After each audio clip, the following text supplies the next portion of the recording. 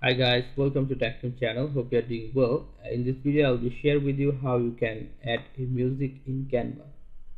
So let's go to the browser first. Right here, Canva, and search it to Google.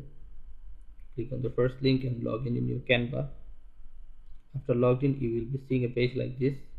Then go to create a design. Then go to video if you want to music uh, in a video. So choose a video from here. Here's the design and templates.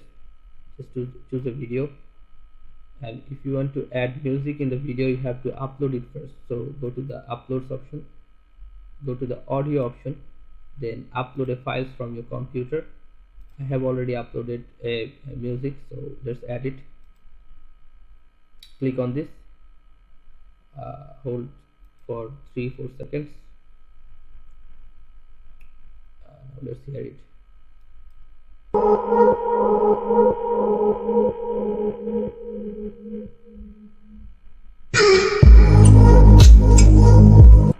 Alright, music is added, guys. So if you don't know how to add music in Canva and how to add music in a Canva video, this is how you can make it. So guys, if you find this video helpful, then give a thumbs up and don't forget to subscribe to the channel. Thank you so much for watching the video.